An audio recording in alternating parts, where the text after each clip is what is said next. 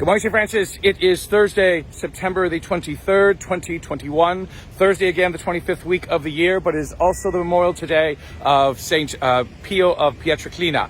Padre Pio. Oops, where did I go? There I go. Oops, where do I go? Coming to you this morning, the great Padre Pio, the great Franciscan who experienced the Stigmata of Francis, and again has become sort of a source of hope and devotion to many individuals. A colorful character. You probably would not have wanted to live with him. But anyway, hopefully with Padre Pio's intercession, there is much good, much holiness, much wonder that has come into this world.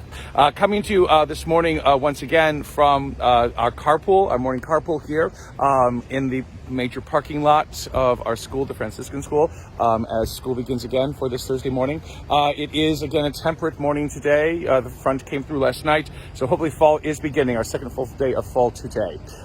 In the readings today, we have the prophet Haggai. We moved from Ezra to the prophet Haggai. Again, Ezra and the Israelites have returned to Jerusalem, and they were commanded to build by Cyrus, rebuild the temple again. However, they've not taken up that task yet, and they have gone ahead and they have decided to rebuild their own houses and get their works in order and their lives in order. And God says, well, what about me? And so basically in Haggai, God says, remember that I did all this for you, and it would be kind of nice for you to sort of remember that. And not that God necessarily needs a house to live in or a house to inhabit or worship in. The sense of the temple as the center point of the life of Israel, of the life of the Hebrew people, and not their own homes or their own personal pursuits is what matters. And so through the prophet Haggai, God basically says to Israel, don't forget about me, because sometimes it's very easy to forget about God, except in times when we are in great distress. And so this is a good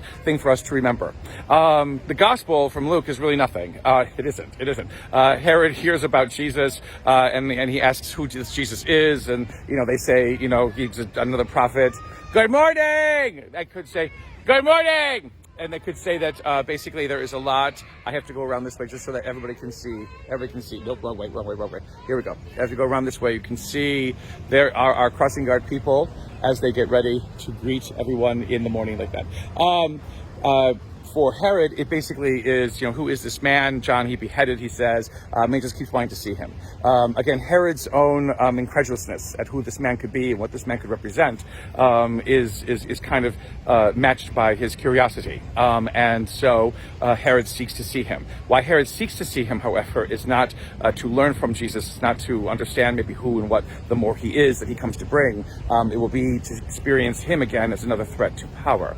Again, this is sometimes, what Jesus offers to people, what he presents to people, is a threat to their own senses of power, their own senses of worth, their own senses of themselves, which may not be as great as they seem. The humility and the trust and the wonder that comes from being a part of the life of God is something that is true greatness in our world, and something that we always need to remember in our own lives. And may the Lord give you his peace.